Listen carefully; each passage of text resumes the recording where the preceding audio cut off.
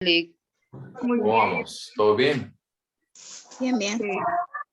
Qué bueno, me alegra. Ok, iniciemos entonces nuestra sesión del día de hoy. Hoy vamos a cerrar el capítulo de conciencia, ya que nos quedamos por ahí con el tema de abuso de sustancias y los estados alterados de conciencia. Un segundito, ya les voy a pasar también la lista de nuevo.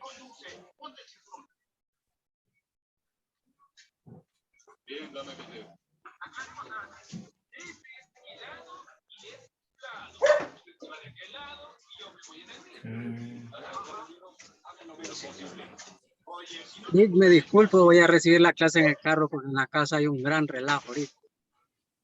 Tranquilo, eso pasa en todas las cosas.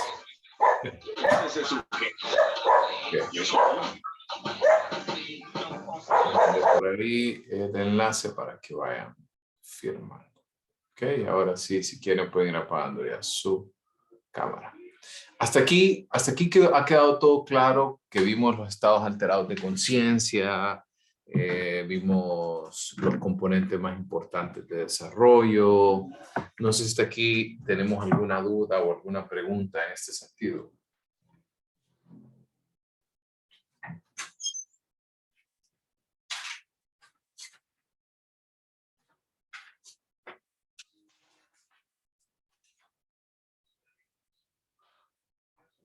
¿Todo claro entonces?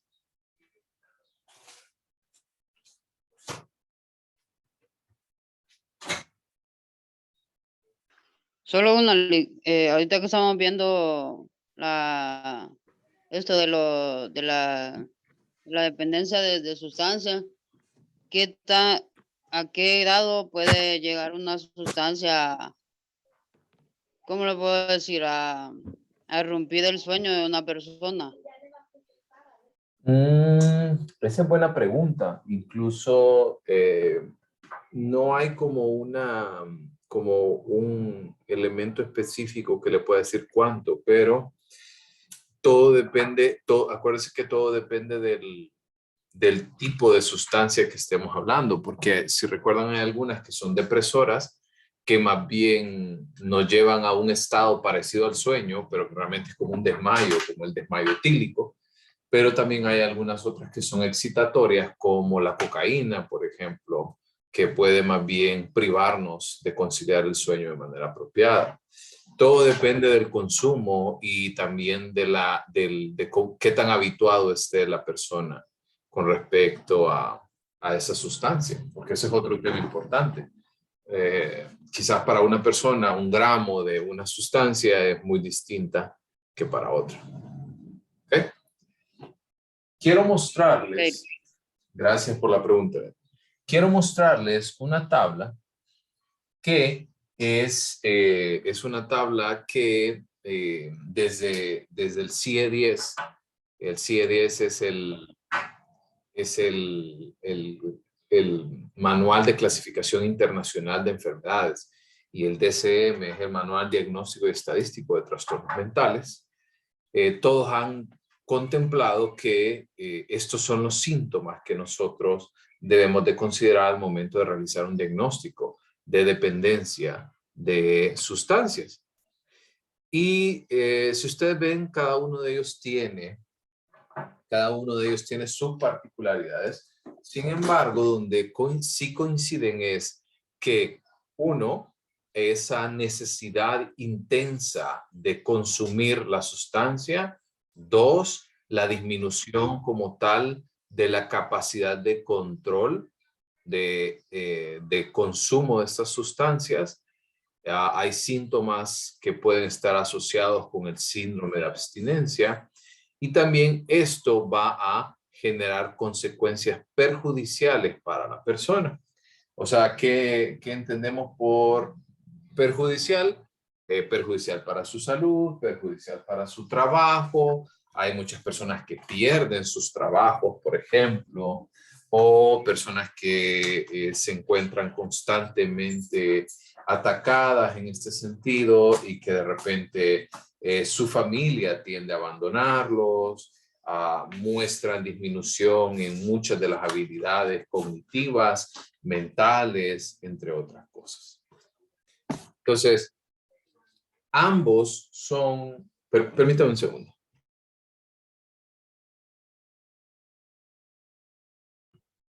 Ambos son valores tanto del Manual de Clasificación Internacional de las Enfermedades, así como del Manual Diagnóstico y Estadístico de los Trastornos Mentales. Ambos son componentes válidos en el desarrollo y diagnóstico de este tipo de sustancias. ¿Hay alguna duda con estos o algo que alguien quisiera agregar de repente ante esta situación? Todo claro hasta este punto.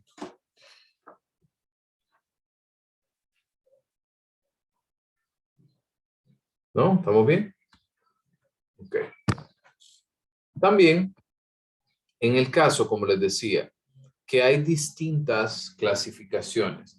Las clasificaciones más usuales que son drogas inhibitorias o depresoras, drogas estimulantes o excitatorias, pero también podemos encontrar drogas que son conocidas como las drogas psicodélicas. Las drogas psicodélicas están muy asociados con no sé si ustedes recuerdan un poco acerca de los años 70, por ejemplo, que fue una época donde las drogas psicodélicas realmente eh, no, no eran muy reguladas en este sentido. De repente no había ningún tipo de control, por ende esto llevaba a que las personas constantemente pudieran tener impacto en su vida. Mostraban, por ejemplo, mucha sintomatología asociada con la pérdida de control, entre otras cosas. Esto era bien interesante, sobre todo porque nos permitía a nosotros entender que este tipo de casos que nosotros nos podemos encontrar van a tener una pérdida del contacto con la realidad. Y esta pérdida del contacto con la realidad es algo que ni las drogas depresoras, ni las sustancias depresoras, ni las sustancias estimulantes causan. Nos lleva a un estado completamente alterado de la conciencia, al cual solamente cuando consumimos esta sustancia como tal es que nosotros podemos acceder a ella. De lo contrario, no tenemos oportunidad de acceder ante esta situación.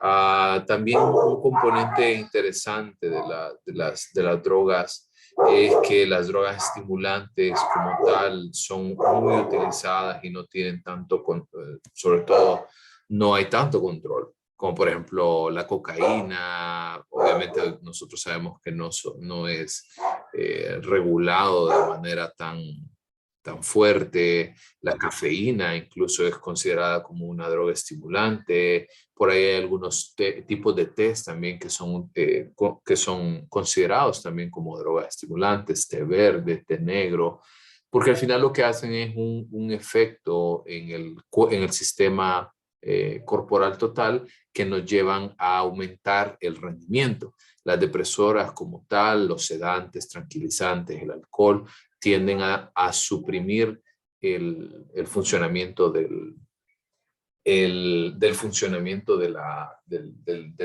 cerebro como tal.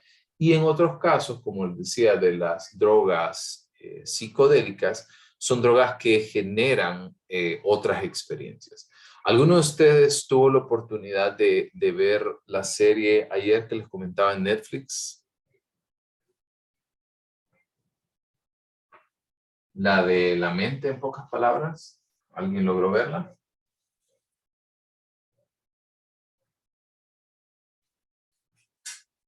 ¿Nadie?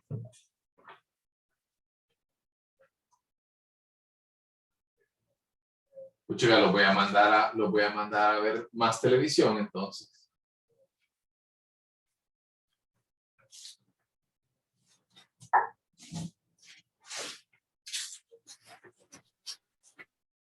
Los voy a mandar a ver más televisión. Por aquí. Ok. Uy, pero Ana, yo con gusto le voy a responder esa pregunta, pero más o menos como por la tercera unidad. Porque si abrimos esa puerta, podemos darnos una unidad entera. Andrea dice por ahí que sí vio algunos minutos. Pues fíjense que hay un episodio específico que habla sobre las drogas psicodélicas. Deberían de verlo porque se observa y se trata de analizar este proceso desde un punto de vista también terapéutico. Por ejemplo, ustedes han escuchado que, por ejemplo, la marihuana tiene efectos positivos en la salud, por ejemplo, que puede, en el caso de las enfermedades de Parkinson, que se ha comprobado que las personas, por ejemplo, tienden a disminuir los ataques de temblores. Se ha comprobado también que muchas personas en estos estadios pueden incluso, cuando se sufre de esquizofrenia, utilizar algún tipo de hongos medicinales. Que conste que con esto yo no les estoy diciendo, vamos a consumirlo ya de una vez, sino que lo que sí quiero que ustedes presten mucha atención es que se da este análisis desde esta óptica, y en lo particular a mí me parece muy interesante porque se ve desde un punto de vista objetivo y científico. Incluso también hay unos casos que empiezan a hablar acerca de cómo la persona, cayó en las drogas, que probó ciertas drogas que luego le llevaron a al siguiente y al siguiente paso, y esto hizo que cayera como un espiral. Pues hay un montón de mitos, por ahí dice Neila, que para adelgazar es buena, dicen. Realmente que es bien difícil poder estimar todos los efectos, porque al generar una droga como la marihuana, que es una droga depresora, lo que hace es bajar ¿cómo se llama? Bajar todos los sistemas, y puede, dependiendo, porque ahora con la marihuana hay tantas variedades, hay tantas formas, tantos cultivos, que incluso puede llegar a considerarse también como una droga psicodélica. Tesla, adelante. Una pregunta, licenciado. Cuando una persona consume este tipo, por ejemplo, el que acabamos de mencionar, puede llegar a tener cambios de personalidad, ¿verdad? Porque en mi experiencia yo puedo decir que conozco un amigo que él era muy aplicado, pero cuando consumía eso como que era otra persona, completamente otra persona, muy distinta, y los daba hasta miedo, porque después cuando se le bajaba era él otra vez. Entonces... Sí, porque como les digo, es bien interesante que nosotros comprendamos que todo esto que nosotros estamos viendo está muy relacionado con los cambios de comportamiento, porque al final eso es lo que hace que nosotros le prestemos mucha atención y sea algo un tema muy candente en este sentido, muy caliente, porque hay muchas opiniones controvertidas en el tema. Han dicho que desvelarse como fumar marihuana afecta de la misma manera. Bueno, usted me puede contestar esto ahora, Oneila, porque ya sabe los efectos que tiene el desvelarse. ¿Qué opina usted?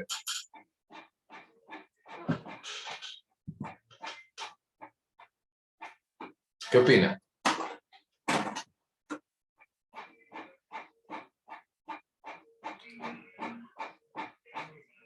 Vamos a ver por ahí, creo que me escribe un chat. Ya la dejé.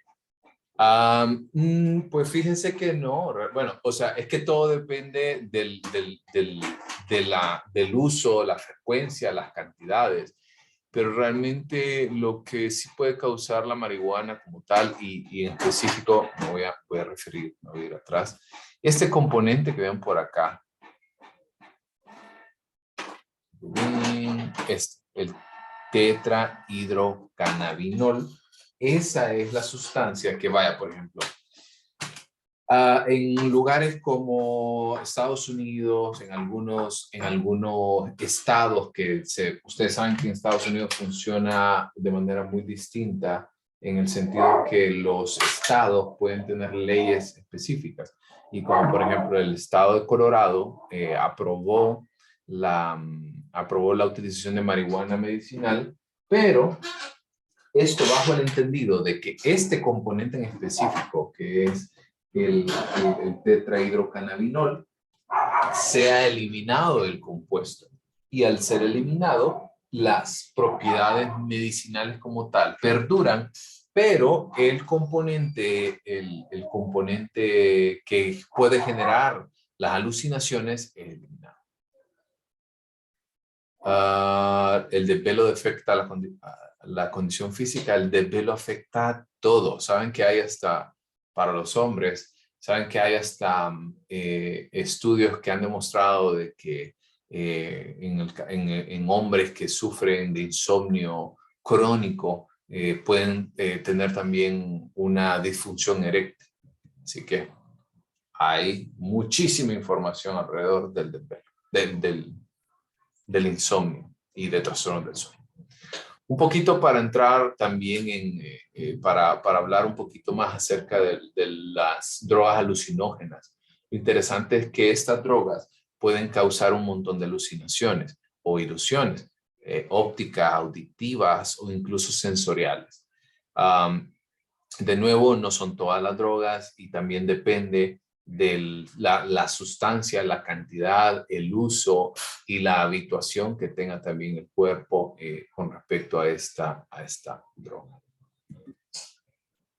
¿Estamos bien? Y estos son estados alterados que nosotros vimos generados por sustancias, pero también nosotros de manera intencionada podemos generar estados alterados que son provocados por nosotros. ¿Alguno de ustedes practica la meditación de manera regular?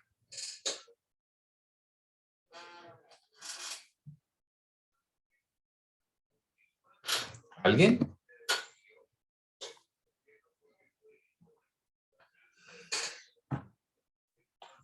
A ver, Daniela, ¿podría abrir su micrófono y compartir con nosotros su experiencia?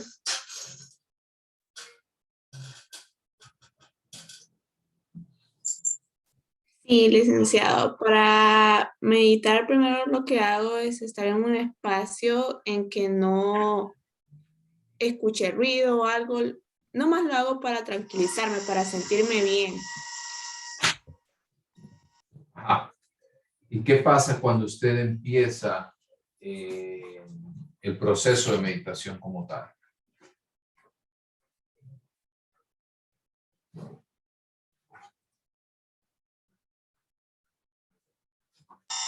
Yo medito con música. Creo que en YouTube hay un canal donde hay música para meditar. Y creo que al principio sí se siente, bueno, desde el inicio se siente que uno está en un estado de paz, más que todo. Súper.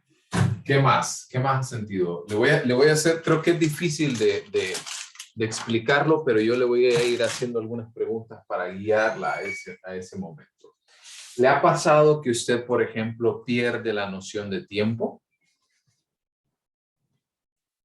No, no me ha pasado, pero sí no puedo recordar absolutamente nada. Uh-huh.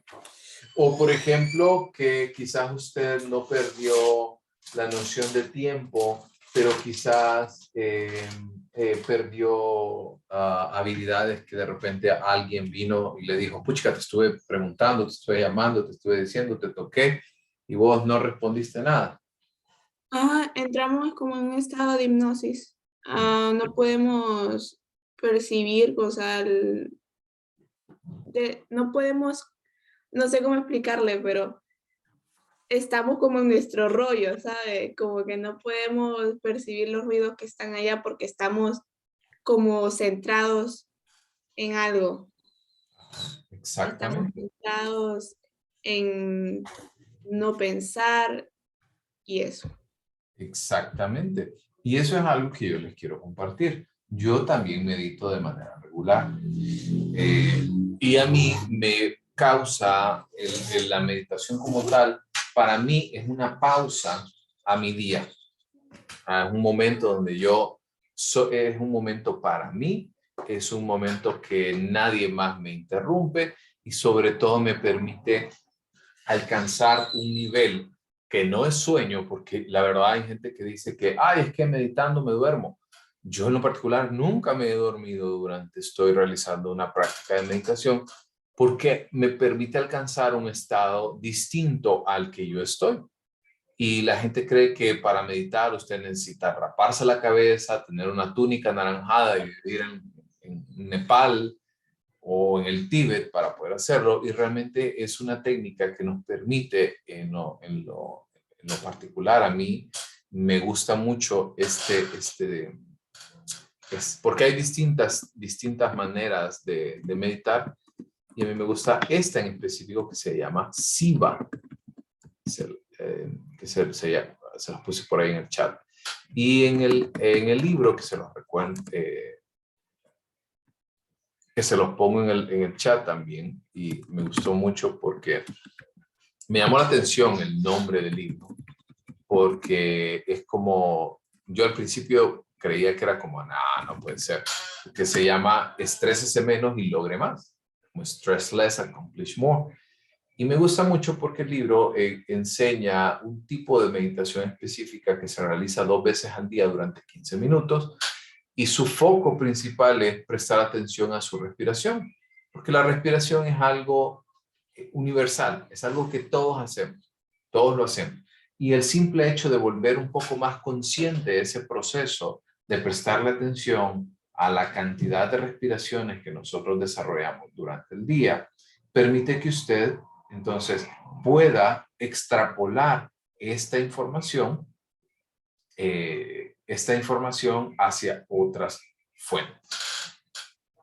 Así que si no lo han practicado en algún momento, los invito a que lo hagan. Es una práctica regular que yo les puedo compartir, que ha tenido efectos muy positivos en mi persona. Y el último estado que quiero hablar, que es el último estado alterado de la conciencia, que es conocida como la hipnosis. La hipnosis quizás es un poco más conocida, sobre todo porque ha sido muy empleada en muchos aspectos. Permítame un segundo.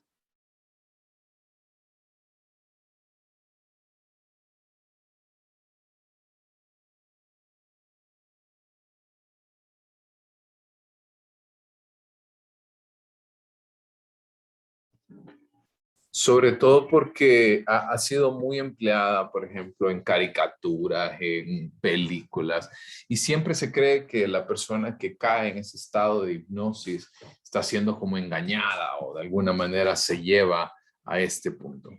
Como tal, yo nunca he practicado la hipnosis como técnica, no tengo la formación como para hacerlo. Incluso hay muchos autores de índole psicoanalítica que realmente sí han empleado esto de manera regular y se ha demostrado que también tiene efectos positivos. Sin embargo, no todos realmente han hablado acerca de que muestre algún tipo de efectos positivos. Por ahí es un poquito variada la información que nosotros podemos encontrar al respecto, dependiendo de la fuente a la que nosotros nos refiramos para poder hacer este tipo de... Y con eso entonces quiero cerrar el tema y la clase de hoy con una frase de William Shakespeare que dice que la conciencia es la voz del alma, las pasiones y las del cuerpo. Así que la conciencia como tal es todo lo que nosotros comprendemos. Ya ahora ustedes se pueden dar cuenta que en la conciencia como tal, nos permite acceder a muchos estados. Con eso voy a compartir y voy a enseñar la pantalla para que ustedes puedan ir comprendiendo, y los invito a que ustedes vayan encendiendo también su cámara, que la conciencia como tal no es solamente estar despierto, es alcanzar esos niveles de atención plena, de concentración, de donde colocamos nuestro foco atencional para poder llegar.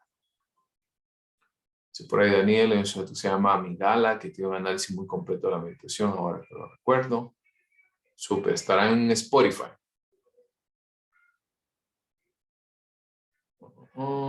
Sí, a compartir la lista, aquí se las mando de nuevo. Entonces, la conciencia solo es parte si uno está en vigilia. O sea, acuérdense que cuando hablamos de la conciencia es la vigilia como tal, y dentro de la vigilia nosotros vemos todos los estados que vimos alrededor. Y luego la inconsciencia, hay distintos estados, como los estados alterados, ya sea por droga, por sustancias, por el sueño o por un estado inducido como tal, como la meditación o la hipnosis. ¿Estamos? ¿Dudas?